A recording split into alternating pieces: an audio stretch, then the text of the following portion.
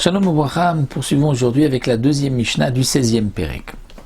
Nous avons vu que lorsqu'il y a un incendie, on n'a pas le droit donc d'éteindre le feu s'il n'y a pas un danger de mort.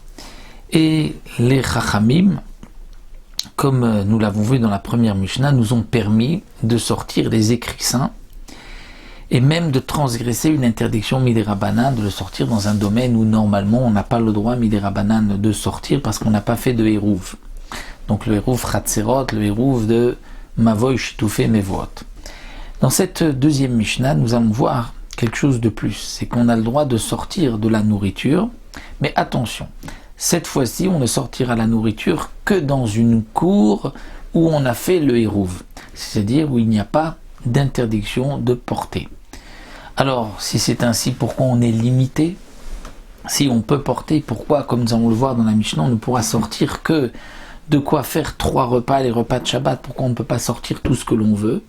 Eh bien, c'est que les Chachamim nous ont interdit, parce que si un homme va commencer à sortir toutes ses affaires de la maison, il va être pris de panique et il va vouloir éteindre le feu sans s'en rendre compte, il va transgresser Shabbat. Donc les Chachamim m'ont dit, on ne lui permet pas de tout sortir, on lui permet de sortir que Matzilin Mazon Shalosh Seudot, c'est-à-dire la nourriture, le repas de 3 Seudot, c'est-à-dire de 3 repas. Araoui la Adam, Araoui la Bema, c'est-à-dire ce qui est apte à être donné à manger à l'homme. Donc on amènera pour l'homme, et ce qui est pour la bête, on amènera aussi pour la bête. C'est-à-dire que on pourra aussi sortir de la nourriture pour les animaux, puisque comme nous le savons, nous avons nous-mêmes l'interdiction de manger avant d'avoir donné à manger à ces animaux.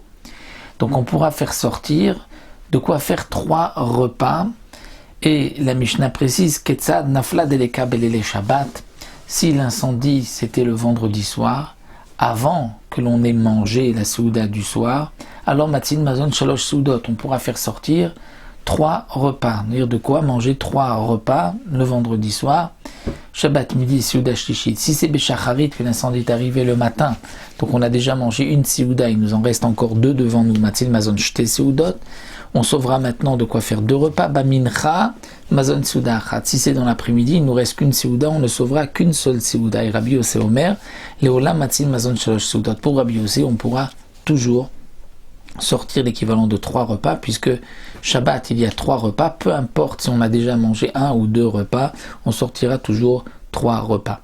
En tout cas, nous voyons que les Chachamim ont été très stricts ici et nous ont permis de sortir uniquement 3 repas et pas plus, bien qu'il n'y a aucune interdiction, puisque cette fois-ci, comme nous le verrons par la suite, c'est la Mishnah suivante nous dira que c'est uniquement dans une cour où il y a un hérouv, donc dans un endroit où on a le droit de porter.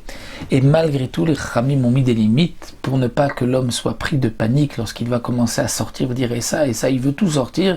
Il va se dire le plus simple c'est d'éteindre le feu, il va oublier que c'est Shabbat. Parce qu'il va être préoccupé de sauver son argent. Et donc il vaut mieux qu'il reste passif et qu'il sorte le minimum, de cette manière, il ne transgressera pas un Shabbat.